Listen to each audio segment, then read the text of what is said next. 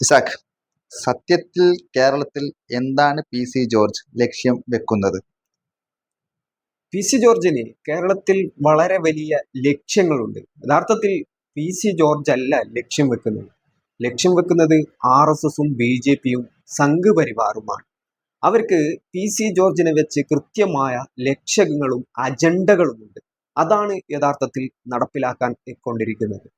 സത്യം പറഞ്ഞാൽ PC. George ആദ്യം LDF, UDF ഇങ്ങനെ രണ്ട് കക്ഷികളുടെ കൂടെയും സഹകരിച്ച് പ്രവർത്തിച്ചിട്ടുണ്ട്.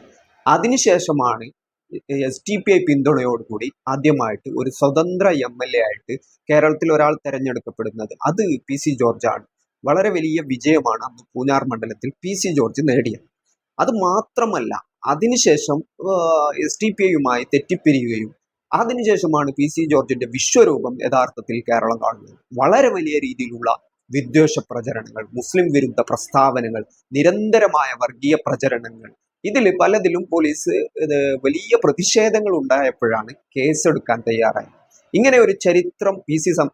സംബന്ധിച്ചിടത്തോളം ഉണ്ട്. അവസാനത്തെ തെരഞ്ഞെടുപ്പിലാണ് പി.സി. ജോർജിനെ പരാജയപ്പെടുത്തുമെന്ന് ശപഥം ചെയ്തുകൊണ്ടുള്ള പ്രവർത്തനം SDPI എന്നുള്ള പ്രസ്ഥാനത്തിന്റെയും അതിന്റെ പ്രവർത്തകരുടെയും പിന്നീട് അതിന്റെ മുസ്ലിം സമൂഹം ഒന്നാകെ തന്നെ പി.സി. ജോർജിനെ ബഹിഷ്കരിക്കുന്ന സാഹചര്യത്തിലേക്ക് എത്തിയത്. ആ തെരഞ്ഞെടുപ്പിലാണ് പൂഞ്ഞാർ മണ്ഡലത്തിൽ ആദ്യമായിട്ട് പി.സി. ജോർജ് തോൽവി രചിച്ചത്. ഈ തോൽവിയോട് കൂടിയിട്ട് യഥാർത്ഥത്തിൽ സംഭവിച്ചത് പി.സി. ജോർജ് വളരെ വലിയ രീതിയിലുള്ള മുസ്ലിം വിരുദ്ധ പ്രസ്താവനകൾ നേരിട്ട് തന്നെ സംഘപരിവാർ പാളയത്തിലേക്ക് എത്തുന്ന സാഹചര്യത്തിലേക്കാണ് കാര്യങ്ങൾ എത്തിയത്. BJPയിലേക്ക് ചേക്കാറാൻ അദ്ദേഹം തീരുമാനിച്ചു. അങ്ങനെ സ്വതന്ത്രമായിട്ട് ജനപക്ഷം എന്നുള്ള പ്രസ്ഥാനവുമായി, രാഷ്ട്രീയ പ്രസ്ഥാനവുമായിട്ട് മുമ്പോട്ട് പോയിരുന്ന പി.സി. ജോർജ് BJPയിൽ എത്തുകയാണ്. BJPയിൽ എത്തിയതിനു ശേഷമാണ് അദ്ദേഹത്തിന്റെ ഏറ്റവും വർഗീയമായ, കഴിഞ്ഞ തവണ അദ്ദേഹം പറഞ്ഞത് ഇന്ത്യയിലെ മുസ്ലിങ്ങൾ വർഗീയവാദികളും തീവ്രവാദികളുമാണ് എന്നും അവരൊക്കെ ഈ രാജ്യത്ത് ജീവിക്കാൻ അർഹരല്ല എന്നും അവരൊക്കെ പാകിസ്ഥാൻ പോവേണ്ടവരുമാണ് എന്നുള്ള ഒരു നിലപാട് അദ്ദേഹം സ്വീകരിച്ചു. അതിനുശേഷമാണ് വലിയ പ്രതിഷേധങ്ങൾ കേരളത്തിൽ ഉണ്ടായി. മുസ്ലിം യൂത്ത് ലീഗ്, SDPI തുടങ്ങിയ പല സംഘടനകളും അദ്ദേഹത്തിനെതിരെ പരാതിയുമായിട്ട് രംഗത്ത് വന്നു. അതിനുശേഷം ഒരുപാട് ദിവസത്തെ പ്രതിഷേധത്തിന് ശേഷമാണ് കേരള പോലീസ് അദ്ദേഹത്തിനെതിരെ കേസ് രജിസ്റ്റർ ചെയ്യാൻ തയ്യാറായത്.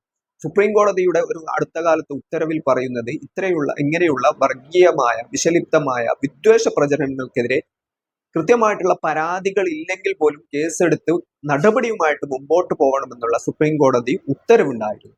ആ ഉത്തരവ് നിലനിൽക്കുമ്പോഴാണ് ഇത്രയും വർഗീയമായ, വിഷലിപ്തമായ പ്രചരണം പി.സി. ജോർജ് നടത്തിയിട്ടും അദ്ദേഹത്തിനെതിരെ പരാതികൾ കിട്ടിയിട്ട് ദിവസങ്ങൾ കഴിഞ്ഞാണ് കേസ് രജിസ്റ്റർ ചെയ്യാൻ തയ്യാറ്. ഇങ്ങനെയുള്ള ഒരു സാഹചര്യം നിലനിൽക്കുന്നുണ്ട്. അത്തരം ഒരു സാഹചര്യം നിലനിൽക്കുന്ന കേരളത്തിലാണ് വീണ്ടും ഇത്തരം മീനച്ചിലാർ താലൂക്കിൽ, അതായത് ഈ കോട്ടയം ജില്ലയിൽ ഉൾപ്പെടുന്ന മീനച്ചിലാർ താലൂക്കിൽ 400ഓളം ക്രിസ്ത്യൻ യുവതികളെ ലവ് ജിഹാദ് നടത്തി, മതം മാറ്റം നടത്തി, മതപരിവർത്തനം നടത്തി മുസ്ലിം യുവാക്കൾ കൊണ്ടുപോയിട്ടുണ്ടെന്ന കൊടിയ വർഗീയ പ്രചരണം അദ്ദേഹം നടത്തിയിട്ടുള്ളത്. ഇതിൽ പ്രശ്നം എന്താണെന്ന് വെച്ചാൽ, യഥാർത്ഥത്തിൽ ഈ പി.സി. ജോർജ് ഈ പ്രസ്താവന, അദ്ദേഹം ഈ പരാമർശം നടത്തുന്ന വേദിയിൽ അവിടുത്തെ LDFന്റെയും UDFന്റെയും ജനപ്രതിനിധികളായ ആളുകളൊക്കെ ഉണ്ട്. ആ വേദിയിൽ വെച്ചാണ് ഇത്രയും വർഗീയമായ, മുസ്ലിം സമുദായത്തിനെതിരെ വിഷലിപ്തമായ വാക്യങ്ങൾ അദ്ദേഹം പറഞ്ഞിട്ടുള്ളത്. പക്ഷേ ആ വേദിയിൽ, അവരൊക്കെ ഇരിക്കുന്ന വേദിയിൽ ഇത് പറഞ്ഞിട്ട് പോലും അദ്ദേഹത്തിനെ തിരുത്താനോ അല്ലെങ്കിൽ ആ വേദിയിൽ വെച്ച് തന്നെ ഇതിന് മറുപടി പറയാനോ ഇവരാരും തയ്യാറായില്ല എന്നുള്ളതാണ്. കൃത്യമായിട്ട് ഒരു ഇടവക പരിപാടിയിൽ ഇത്രയും വർഗീയ പ്രചരണമായ ഒരു പ്രസ്താവന നടത്തിയിട്ടും അവിടത്തെ LDFന്റെയും UDFന്റെയും ജനപ്രതിനിധികൾ ഇരിക്കുന്ന ഒരു വേദിയിൽ വെച്ച് നടത്തിയ ഈ പരാമർശത്തിന് ഒരു മറുപടിയോ അല്ലെങ്കിൽ ഇതിന്റെ പ്രശ്നങ്ങളോ അവർ ചൂണ്ടിക്കാണിച്ചില്ല എന്ന് മാത്രമല്ല, അവിടെ മൗനം അവലംബിക്കുകയാണ് ചെയ്തത്. ഇതാണ് കേരളം നേരിടുന്ന യഥാർത്ഥ പ്രശ്നം എന്നുള്ളത്. ഇവിടെ കേരളം പോലെയുള്ള ഒരു സംസ്ഥാനത്ത് വ്യവസ്ഥാപിതമായി സംഘപരിവാർ വർഷങ്ങളോളം പ്രവർത്തിച്ചിട്ടുണ്ട്. പക്ഷേ സംഘപരിവാറിന് അതൊന്നും തങ്ങളുടെ വോട്ട് ബാങ്കിലേക്ക് എത്തിക്കാൻ കഴിഞ്ഞിട്ടില്ല. പക്ഷേ കഴിഞ്ഞ ഒരു 10 വർഷത്തിനിടയിൽ സംഭവിച്ചിട്ടുള്ള പ്രധാനപ്പെട്ട കാര്യമാണ് സംഘപരിവാറിന്, BJPക്ക് കേരളത്തിൽ ഇലക്ടറൽ വോട്ടിൽ വലിയ മുന്നേറ്റം ഉണ്ടാക്കാൻ സാധിക്കുന്നുണ്ട്. കഴിഞ്ഞ ലോക്സഭാ തെരഞ്ഞെടുപ്പോടുകൂടി അത് ബോധ്യപ്പെട്ടിട്ടുള്ള കാര്യമാണ്. സുരേഷ് ഗോപിയെ പോലെയുള്ള ഒരു രാഷ്ട്രീയ പാരമ്പര്യമില്ലാത്ത ഒരു ആളുകൾ, ഒരു കോമാളിത്തരം എന്നുള്ള രീതിയിൽ കണ്ടുകൊണ്ടിരുന്ന ഒരു സ്ഥാനാർത്ഥിയുടെ തൃശ്ശൂരിലെ വിജയം അതൊക്കെ വലിയ സന്ദേശമാണ് കേരളത്തിന് നൽകുന്നുള്ളത്.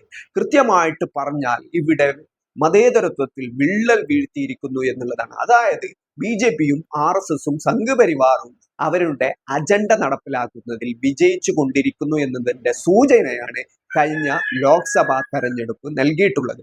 ഇടതുപക്ഷത്തിന് വലിയ രീതിയിലുള്ള വോട്ട് ചോർച്ചയാണ് ഈ തെരഞ്ഞെടുപ്പിൽ ഉണ്ടായിട്ടുള്ളത്. അങ്ങനെയുള്ള ഒരു സാഹചര്യമുണ്ട്. ഇത് ഒരു പ്രാവശ്യം പെട്ടെന്ന് ഒരു സന്ദർഭത്തിൽ ഉണ്ടായിട്ടുള്ളതല്ല.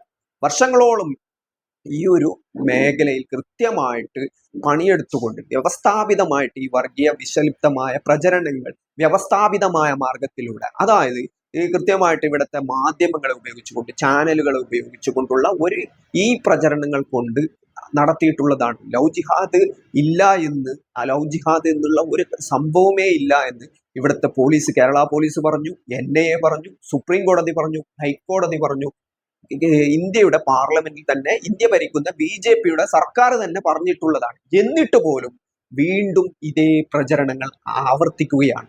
ഈ പ്രചരണങ്ങൾ കേരളത്തിൽ വലിയ രീതിയിൽ വിലപ്പോവില്ല എന്നായിരുന്നു നമ്മുടെയൊക്കെ മുൻധാരണ എന്നുള്ളത്. പക്ഷെ അത് തെറ്റാൻ തുടങ്ങിയിരിക്കുകയാണ്. ഈ നിരന്തരമായ ഗീബൽസിയൻ നുണകൾ എന്ന് പറയുന്നത്, ഒരു കാലത്ത് ഹിറ്റ്ലറിന്റെ കാലത്ത് ഗീബൽസിനെ വെച്ചുകൊണ്ട് ഹിറ്റ്ലർ ചെയ്തിട്ടുള്ള പണിയാണ് ഇന്ന് യഥാർത്ഥത്തിൽ PC ജോർജിനെ വെച്ച് കേരളത്തിൽ RSSും സംഘപരിവാറവും നടത്തിക്കൊണ്ടിരിക്കുന്നത്. നിരന്തരമായിട്ട് ഈ ലവ് ജിഹാദ് എന്നുള്ള ആരോപണം ഇവിടെ അന്തരീക്ഷത്തിൽ ഉയർത്തിക്കൊണ്ടേയിരിക്കുകയാണ്. ഈ അന്തരീക്ഷത്തിൽ ഉയർത്തിക്കൊണ്ട് ഇതിന്റെ ഒരു പരമ്പര തന്നെ മാധ്യമങ്ങളിൽ അച്ചടിച്ചു വരുന്നു. ഇങ്ങനെയുള്ള നിരന്തരമായ പ്രചരണം നടത്തുന്നു.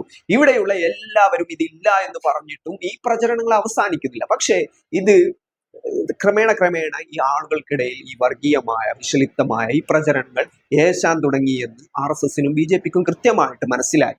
പക്ഷേ ഇവിടെ ഏതെങ്കിലും ശശികല ടീച്ചറോ അല്ലെങ്കിൽ ഏതെങ്കിലും RSSന്റെ നേതാക്കളോ ഇത്തരത്തിലുള്ള കാര്യങ്ങൾ പറഞ്ഞാൽ, BJPയുടെ നേതാക്കൾ പറഞ്ഞാൽ ഇത്രയൊന്നും ഇമ്പാക്റ്റ് ഉണ്ടാക്കാൻ കഴിയുകയില്ല. പക്ഷേ ഇത് ക്രിസ്ത്യൻ മേഖലയിൽ നിന്നും, പ്രത്യേകിച്ചും മുസ്ലിം ക്രിസ്ത്യൻ എന്നുള്ളത് കേരളത്തിന്റെ ജനസംഖ്യയുടെ പകുതിയോളം ശതമാനം വരുന്ന വോട്ട് ബാങ്കാണ്. അവിടെ ക്രിസ്ത്യൻ വിഭാഗങ്ങൾക്കിടയിൽ ഇത്തരം ഒരു നീക്കം മുസ്ലിം വിഭാഗത്തിനെതിരെ നടത്തിയാൽ അത് ഫലപ്രാപ്തിയിൽ എത്തുമെന്ന് അവർ ഉറച്ചു വിശ്വസിച്ചു. അതുകൊണ്ടുകൂടിയായിട്ടാണ് PC ജോർജിനെ കൊണ്ടും അല്ലെങ്കിൽ മറ്റുള്ള തീവ്ര ക്രിസ്ത്യൻ വിഭാഗങ്ങളെ, ക്രിസംഗികൾ എന്നറിയപ്പെടുന്ന തീവ്ര ക്രിസ്ത്യൻ വിഭാഗങ്ങളെ സംഘടിപ്പിച്ചുകൊണ്ട് ഇത്തരം പ്രചരണങ്ങൾ നടത്താൻ BJPയും RSSും ശ്രമിച്ചുകൊണ്ടിരിക്കുന്നത്. കാസയെ പോലെയുള്ള സംഘടനകളെയൊക്കെ കൊണ്ടുവന്നത് അതിന്റെ ഭാഗമായിട്ടാണ്. ഇവർക്ക് ഫണ്ട് ചെയ്യുന്നത് മുതൽ ഇവിടെ മറ്റൊരു പ്രശ്നം എന്നുള്ളത്, ഈ ഒരു സഭകൾ കൃത്യമായിട്ട് അവരുടെ ഫോറിൻ അക്കൗണ്ടുകളിൽ അല്ലെങ്കിൽ ഫോറിൻ രാജ്യങ്ങളിൽ നിന്നും സാമ്പത്തികമായ സഹായങ്ങൾ കൈപ്പറ്റുന്നുള്ള സഭകളൊക്കെയാണ് ഈ കേരളത്തിൽ പ്രവർത്തിക്കുന്നുള്ളത്. ഇവരെയൊക്കെ EDയെയോ അല്ലെങ്കിൽ ബാക്കിയുള്ള ഏജൻസികളെ, കേന്ദ്രത്തിന്റെ കയ്യിലുള്ള ഏജൻസികളെയോ ഉപയോഗിച്ചുകൊണ്ട് വിരട്ടാൻ ഈസി ആയിട്ട് BJPക്ക് സാധിക്കും. അത് അവർക്കിടയിലുള്ള ആളുകൾ തന്നെ പറഞ്ഞിട്ടുള്ള കാര്യമാണ്. അങ്ങനെ നിരന്തരമായിട്ട് അവരുടെ ലക്ഷ്യത്തിന് വേണ്ടി ഉപയോഗിക്കപ്പെടുന്ന ടൂളുകളായിട്ട് ഇവർ മാറിക്കൊണ്ടേയിരിക്കുകയാണ്. അങ്ങനെയാണ് PC ജോർജും ഇപ്പൊ അദ്ദേഹത്തിന്റെ മകനും കൂടി ഇതിൽ രംഗത്ത് വന്നിരിക്കുകയാണ്. ഇങ്ങനെ ഇതേ പ്രചരണം തന്നെ ആവർത്തിക്കുകയാണ്. അതായത് ഇന്ത്യയിലെ കോടതികളിൽ പറഞ്ഞ, കേരള പോലീസ് പറഞ്ഞ, ഇന്ത്യ ഭരിക്കുന്നവർ പറഞ്ഞ, കേരളം ഭരിക്കുന്ന മുഖ്യമന്ത്രി അടക്കം പറഞ്ഞ, ഇല്ല എന്ന് പറഞ്ഞിട്ടുള്ള ഒരു കാര്യം, അങ്ങനെയുള്ള ഒരു സംഭവമേ നിലനിൽക്കുന്നില്ല എന്ന് പറഞ്ഞിട്ടുള്ള കാര്യം വീണ്ടും ആവർത്തിക്കുകയാണ്. അതായത് ഈ പ്രപഗണ്ട നിരന്തരമായി പ്രചരിപ്പിച്ചുകൊണ്ടിരിക്കുകയാണ്. ഇനി ഇത്രയും ദിവസമായിട്ടും, ഇപ്പോൾ കഴിഞ്ഞ ദിവസമാണ് PC ജോർജിന്റെ ഈ പ്രസ്താവന വന്നത്, 2 ദിവസത്തോളമായി. ഇപ്പോൾ നിലവിലുള്ള ജാമ്യ വ്യവസ്ഥയിൽ PC ജോർജിനോടുള്ള കടുത്ത കോടതി നിർദ്ദേശം എന്നുള്ളത് ഈ ഇത്തരം പ്രചരണങ്ങൾ, ഇത്തരം പ്രസ്താവനകൾ തുടർന്നുണ്ടാവാൻ പാടില്ല എന്നുള്ളതാണ്. നിരന്തരമായി ഈ വർഗീയ പ്രചരണങ്ങൾ നടത്തിക്കൊണ്ടിരിക്കുന്ന PC ജോർജിന് കടുത്ത ഭാഷയിലാണ് ഹൈക്കോടതിയും അതുപോലെ തന്നെ ജില്ലാ കോടതിയും ശകാരിച്ചിട്ടുള്ളത്. അതുകൊണ്ട് തന്നെ ജാമ്യ വ്യവസ്ഥയിൽ കർശന ഉപാധികൾ വെച്ചിട്ടുണ്ട്. പക്ഷേ വീണ്ടും PC ജോർജ് ഈ കാര്യം തന്നെ തുടരുകയാണ്. ജാമ്യ വ്യവസ്ഥ ലംഘിച്ചുകൊണ്ടുള്ള പ്രസ്താവനയാണ് യഥാർത്ഥത്തിൽ PC ജോർജ് ചെയ്തിരിക്കുന്നത്. അദ്ദേഹത്തിന്റെ ജാമ്യം റദ്ദാക്കാൻ സർക്കാർ നടപടി സ്വീകരിക്കേണ്ടതും പോലീസ് നടപടി സ്വീകരിക്കേണ്ടതുമാണ്. പക്ഷേ ഇവിടെ അത്തരം കാര്യങ്ങൾ ഇതുവരെയും ഇത്രയും മണിക്കൂറുകൾ സംഭവിച്ചിട്ടും നടന്നിട്ടില്ല. നിലവിൽ അദ്ദേഹത്തിനെതിരെ പരാതികളുമായിട്ട് SDPIയും യൂത്ത് ലീഗും അതുപോലെ തന്നെ യൂത്ത് കോൺഗ്രസും രംഗത്ത് വന്നിട്ടുണ്ട് എന്നുള്ളതാണ് ഒരു യാഥാർത്ഥ്യം. ആ പരാതികളിൽ ഇതുവരെയും FIR രജിസ്റ്റർ ചെയ്യാനോ നടപടികൾ സ്വീകരിക്കാനോ തയ്യാറായിട്ടില്ല. അതുകൂടാതെ തന്നെ നിലവിലുള്ള ജാമ്യവ്യവസ്ഥ ലംഘിച്ചത് കൊണ്ടുള്ള ഏതെങ്കിലും കാരണങ്ങൾ, നടപടികൾ അദ്ദേഹത്തിന് സ്വീകരിക്കാൻ ഇവിടുത്തെ ഭരണകൂടവും സർക്കാരും തയ്യാറാകുന്നില്ല. ഇതാണ് PC ജോർജിന് യഥാർത്ഥത്തിൽ വളമാകുന്നുള്ളത്. കാരണം മുസ്ലിം സമുദായത്തിന് നേരെ നിരന്തരമായിട്ട് വർഗീയത പറഞ്ഞാൽ, വിഷലിപ്തമായ പ്രചരണങ്ങൾ പറഞ്ഞാൽ, എന്ത് കൊള്ളരുതായ്മകളും തെണ്ടിത്തരങ്ങളും പറഞ്ഞാൽ ഒരു രീതിയിലുമുള്ള നടപടികൾക്ക് വിധേയമാവേണ്ടി വരില്ല എന്നാണ് അദ്ദേഹം മനസ്സിലാക്കുന്നത്. അത് അദ്ദേഹത്തിന് പൂർണ്ണമായിട്ടുള്ള ഒരു ലൈസൻസ് കിട്ടുന്ന ഒരു സാഹചര്യമാണ്. അതായത് എന്ത് വർഗീയതയും, എന്ത് വിദ്വേഷ പ്രചരണം, എന്ത് നുണപ്രചരണവും നടത്താൻ പറ്റുന്ന ഒരു സംസ്ഥാനമായിട്ട് കേരളം മാറുകയാണ്. ഈ പി സി ജോർജിന്റെ ഈ പ്രസ്താവന യഥാർത്ഥത്തിൽ കഴിഞ്ഞ ദിവസം ഒരു ഗുജറാത്തി പത്രത്തിലടക്കം, ഗുജറാത്ത് ഓൺലൈൻ മീഡിയയിൽ അടക്കം വന്നിട്ടുണ്ട്. അതായത് ഈ പ്രസ്താവനകൾ സംഘപരിവാരം കൃത്യമായിട്ട് നോർത്ത് ഇന്ത്യൻ സംസ്ഥാനങ്ങളിൽ, ഉത്തരേന്ത്യൻ സംസ്ഥാനങ്ങളിൽ കൃത്യമായിട്ട് ഉപയോഗിക്കുമെന്നുള്ള കാര്യം ഉറപ്പാണ്. നേരത്തെ തന്നെ വി എസ് അച്യുതാനന്ദന്റെ ഭാഗത്തു നിന്നുണ്ടായ പ്രസ്താവന കേരളത്തെ ലക്ഷ്യം വെച്ചുകൊണ്ട് സംഘപരിവാർ കേരളത്തിൽ വലിയ രീതിയിലുള്ള ലവ് ജിഹാദ് അടക്കമുള്ള കാര്യങ്ങൾ സംഭവിക്കുന്നുണ്ട് എന്ന് പറഞ്ഞുകൊണ്ട് കേരള സ്റ്റോറി പോലെയുള്ള ഒരു പ്രപഗണ്ട സിനിമ പോലും ഉണ്ടാക്കിയിട്ട് അത് ജനങ്ങൾക്കിടയിൽ പ്രത്യേകിച്ചിട്ടും വലിയ പ്രചരണങ്ങൾ നടത്തിയിട്ടുണ്ട്. അങ്ങനെ ഈ ഉത്തരേന്ത്യൻ സംസ്ഥാനങ്ങളിൽ വ്യവസ്ഥാപിതമായി മുസ്ലിം പ്രചരണത്തിന് ആക്കം കൂട്ടാനുള്ള ഒരു സംസ്ഥാനമായിട്ട് കേരളം മാറിയിട്ടുണ്ട്. കേരളത്തെ കാണിച്ചുകൊണ്ടാണ് ഇത്തരം കാര്യങ്ങൾ പ്രചരിപ്പിക്കുന്നത്. പക്ഷേ ഈ പ്രചരണങ്ങൾ അവസാനിപ്പിക്കേണ്ടതുണ്ട്. ഇവിടത്തെ വർഗീയമായ വിഷലിപ്തമായ ഇത്തരം കാര്യങ്ങൾ സർക്കാർ തന്നെ നടപടി എടുത്തുകൊണ്ട് അവസാനിപ്പിക്കേണ്ടതാണ്. പക്ഷേ സർക്കാർ അതിന് തയ്യാറാകത്തിടത്തോളം കാലം, സർക്കാരിന് മറ്റു താല്പര്യങ്ങൾ കാണിക്കുന്നിടത്തോളം കാലം പി സി ജോർജിനെ പോലെയുള്ള ആളുകൾ ഇത് തുടരാൻ തന്നെയാണ് നിലവിലുള്ള സാഹചര്യം ഉള്ളത് എന്നതാണ്. ഇതിൽ മറ്റൊരു കാര്യമുള്ളത് മുസ്ലിം സംഘടനകളെ സംബന്ധിച്ചിടത്തോളമാണ്. മുസ്ലിം സംഘടനകൾ ഇതിൽ എന്ത് നിലപാട് സ്വീകരിക്കുന്നു എന്നുള്ളതാണ്. കേവലം ഇവിടുത്തെ മുസ്ലിം ലീഗ് ഇതിൽ ഒരു പരാതി കൊടുക്കാൻ തയ്യാറായിട്ടുണ്ട്. SDPIയും പരാതി കൊടുക്കാൻ തയ്യാറായിട്ടുണ്ട്. അതുപോലെ തന്നെ ഫ്രട്ടേണിറ്റിയോ SIO പോലുള്ള സംഘടനകൾ പരാതികളുമായിട്ട് രംഗത്ത് വന്നിട്ടുണ്ട്. പക്ഷേ ഇത് അവിടം കൊണ്ടൊന്നും ഒതുങ്ങില്ല. കേരളത്തിന്റെ മുഖ്യമന്ത്രിയായ പിണറായി വിജയനുമായിട്ട് നിരന്തരമായി എൻഗേജ് ചെയ്യുന്ന കേരളത്തിലെ രണ്ട് പ്രബല ശക്തികളായ മുസ്ലിം പ്രസ്ഥാനങ്ങളുണ്ട്. അത് ഒന്ന് സമസ്ത EK വിഭാഗവും സമസ്ത AP വിഭാഗവും ഒക്കെയാണ്. ഇവർക്കൊന്നും ഈ കാര്യത്തിൽ ഒരു നിലപാടും ഇല്ല എന്ന് മാത്രമല്ല, കേരളത്തിന്റെ മുഖ്യമന്ത്രിയെ കണ്ടുകൊണ്ട്, അല്ലെങ്കിൽ കേരളത്തിന്റെ ആഭ്യന്തരമന്ത്രിയെ കണ്ടുകൊണ്ട് കേരളം ഭരിക്കുന്ന സർക്കാരുമായി ബന്ധപ്പെട്ട ആളുകളെ നിരന്തരമായി എൻഗേജ് ചെയ്യുന്ന, അവരുടെ ആവശ്യങ്ങൾക്ക് വേണ്ടി നിരന്തരമായി അവരെ കാണുകയും സംസാരിക്കുകയും ചെയ്യുന്ന, പരസ്പരം കോർഡിനേഷനോട് കൂടി പ്രവർത്തിക്കുന്ന ഈ സംഘടനകൾ പി സി ജോർജിനെ പോലെയുള്ള ഇത്തരം ആളുകൾ നടത്തുന്ന ഇത്തരം വർഗീയമായ വിഷലിപ്തമായ പ്രചരണങ്ങളെ ഒരിക്കൽ പോലും അതിന് തടയിടാൻ സർക്കാരിനോട് ആവശ്യപ്പെടുകയോ കൃത്യമായിട്ട് സമ്മർദ്ദം ചെലുത്തുകയോ കൃത്യമായിട്ട് തങ്ങളുടെ ആവശ്യങ്ങൾ പറയുകയോ ചെയ്തിട്ടില്ല എന്നുള്ളത് ഒരു യാഥാർത്ഥ്യമാണ്. അതുകൊണ്ട് തന്നെ കേരളത്തിൽ മുസ്ലിങ്ങൾക്കെതിരെ എന്ത് വിഷം തുപ്പിയാലും, എന്ത് കൊള്ളരുതായ്മകൾ പ്രചരിപ്പിച്ചാലും, എന്ത് തെറ്റായ കാര്യങ്ങൾ പ്രചരിപ്പിച്ചാലും തങ്ങൾക്കെതിരെ ഒരു നടപടിയും ഉണ്ടാകാൻ പോകുന്നില്ല എന്നുള്ള ഉറപ്പിന്മേലാണ് ഇവർ ഈ കളി കളിക്കുന്നത്. ഇത് വലിയ ലക്ഷ്യങ്ങൾ വെച്ചുകൊണ്ടുള്ള സംഘപരിവാറിന്റെ പ്രൊജക്റ്റാണ്. ആ പ്രൊജക്ടിന്റെ ഒരു ഇപ്പോഴത്തേക്കുള്ള ഭാഗം മാത്രമാണ് പി സി ജോർജ്. അദ്ദേഹത്തിന്റെ ഭാഗം നിർവഹിച്ചു കഴിഞ്ഞാൽ സ്വാഭാവികമായിട്ടും അദ്ദേഹത്തിന്റെ റോൾ അവസാനിപ്പിക്കേണ്ടി വരും. പിന്നീട് അടുത്ത ആളുകൾക്കാണ് ആ റോൾ ഉണ്ടാവുക.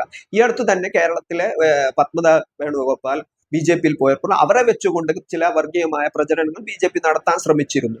അങ്ങനെ നിരന്തരമായിട്ട് ഇത് ഓരോരോ ആളുകൾക്കും കൃത്യമായിട്ട് ഉത്തരവാദിത്തം ഏൽപ്പിക്കുന്നത് പോലെയുള്ള കാര്യങ്ങളാണ്. ഇപ്പോഴും പി സി ജോർജിന്റെ ഊഴമാണ്. ഇനി അടുത്തത് അത് ഷോൺ ജോർജോ അല്ലെങ്കിൽ മറ്റുള്ള ഏതെങ്കിലും ആളുകൾക്കൊക്കെ കൈമാറപ്പെടാം. ഇപ്പോഴുള്ള തന്റെ ഉത്തരവാദിത്വ നിർവഹണമാണ്, സംഘപരിവാറിനോട് തനിക്കുള്ള ബാധ്യതയും കമ്മിറ്റ്മെന്റുമാണ് പി സി ജോർജ് യഥാർത്ഥത്തിൽ നിർവഹിച്ചു കൊണ്ടിരിക്കുന്നത്.